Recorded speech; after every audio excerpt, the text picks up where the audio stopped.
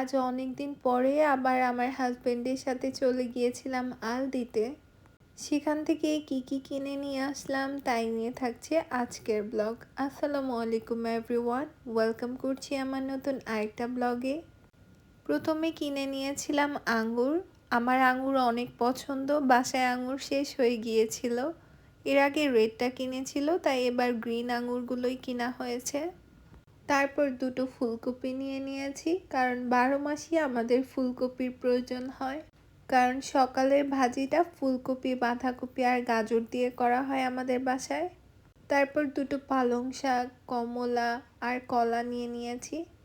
আমরা mainly food star থেকে কলা নেই, ছোট ছোট কলাগুলো। এই সাগর কলাগুলো বাসায় তেমন একটা খাওয়া হয় না কারো, তারপরও ফুড স্টারে যেহেতু যাওয়া হবে না তাই কলা এখান থেকেই নিয়ে নিয়েছে। আর নিয়েছি আলু আর রসুন।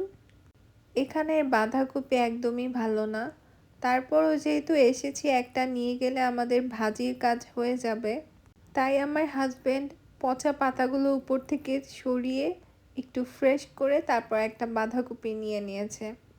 তারপর এই চিপসগুলো নিয়ে নিয়েছি। আর অনেক টাইপের জ্যাম ছিল, তবে আমার স্ট্রবেরি জ্যামটাই বেশি পছন্দের, তাই একটা স্ট্রবেরি জ্যাম নিয়ে নিয়েছি। কিছু টুনা ফিশের ক্যান নিয়ে নিয়েছি, এগুলো মেইনলি আমরা কাবাবের জন্য নিয়ে থাকি। তারপর একটা ক্রিম চিজ নিয়ে নেই। আর এখানে কিছু ইয়োগার্ট ছিল শুধু স্ট্রবেরি ফ্লেভার, আর কিছু ছিল ব্যানানার স্ট্রবেরি। আমরা ব্যানানার স্ট্রবেরি ফ্লেভারের কয়েকটা ইয়োগার্ট নিয়ে নিয়েছি। তারপর আমার পছন্দের একটা আইসক্রিম নিয়ে নিয়েছি, প্যাকেটে মেবি 8টা থাকে। তারপর সব শেষ করে তাড়াহুড়া করে বাসায় চলে আসি সব কিছু নিয়ে।